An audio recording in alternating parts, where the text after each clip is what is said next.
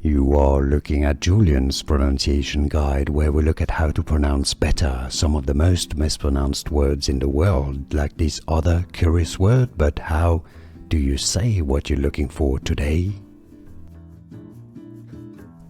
We are looking at how to pronounce this number. How do you say it?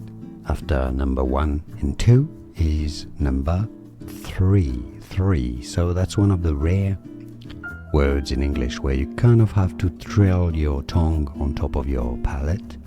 Number 3. 3. 3. 3 is how you pronounce it.